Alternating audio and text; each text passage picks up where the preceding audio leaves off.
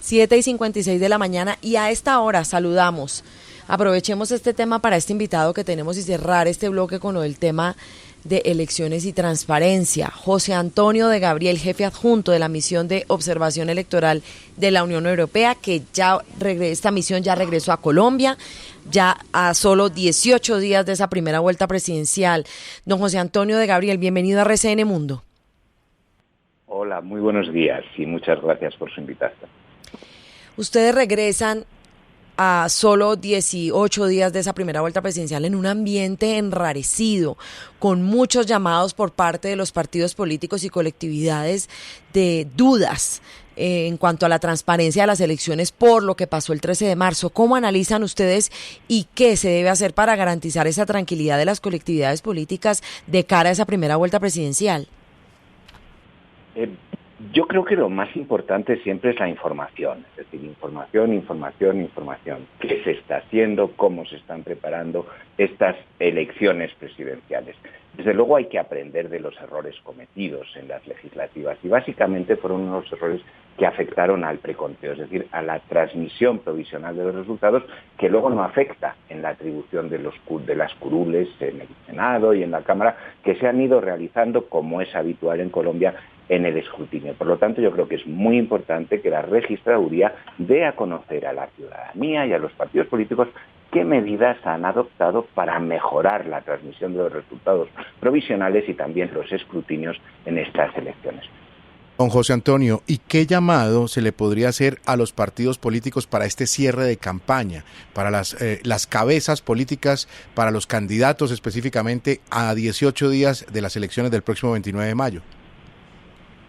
Es verdad que a todos nos gustaría, en todos los países, no solo en Colombia, que las campañas electorales fueran exclusivamente discusiones sobre puntos programáticos de salud, de educación, de economía, de empleo. Naturalmente, a todos nos gustaría eso. La realidad de las campañas electorales aquí y en cualquier país democrático del mundo es que son confrontativas. Nosotros, como observadores, naturalmente, lo último que podemos hacer es darle lineamientos a las campañas y a los candidatos sobre cómo tienen que organizar sus mensajes a la ciudadanía.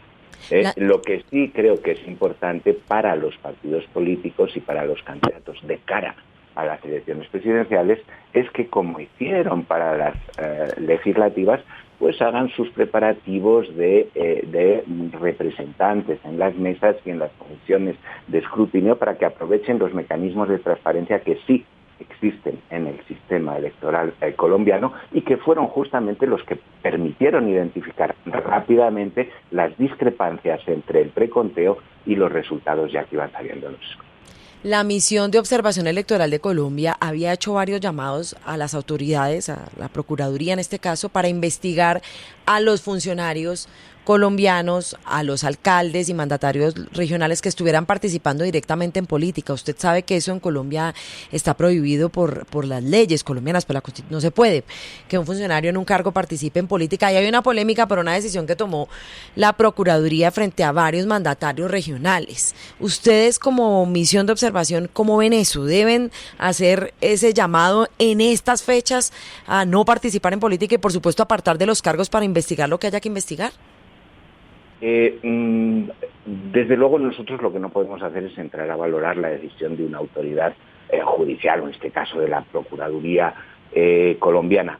Sí podemos dar una visión de derecho comparado, de qué es lo que ocurre en el mundo. Y en realidad lo que sí nos extraña un poco, y en este sentido hay una sentencia de la Corte Interamericana de Derechos Humanos, es que una cosa son los funcionarios de carrera y especialmente aquellos que trabajan en la justicia o en las Fuerzas Armadas, o en la policía, o en los órganos de garantía, y otra cosa son los electos, los cargos electos, que por naturaleza son políticos y lo que hacen es política. Es decir, a nosotros, desde luego, lo que una de las cosas que buscamos claramente en nuestra observación es ver si se ha producido mal uso de recursos públicos, pero recursos públicos no es la libertad de expresión, recursos públicos es utilizar bienes, utilizar carros, utilizar dinero, utilizar funcionarios, digamos, no políticos para hacer campañas electorales en beneficio de un partido, de un candidato.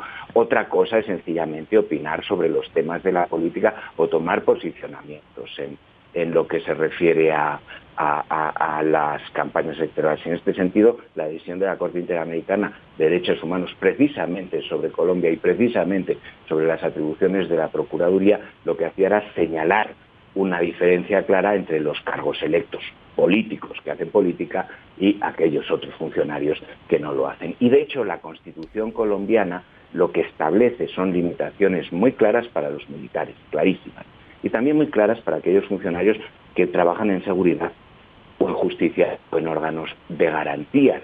Para los demás funcionarios se dice se regulará en ley estatutaria, y esa ley estatutaria no ha sido aún aprobada. Por lo tanto, existe también discusiones en Colombia sobre el alcance y la afectación de estas disposiciones que ahora se están evocando por el caso del alcalde de Medellín y el de Ibagué. Le agradecemos, José Antonio de Gabriel, jefe adjunto de la Misión de Observación Electoral de la Unión Europea, por estos minutos con RCN Mundo. Buen día para usted. Muchas gracias. Gracias, muy amables.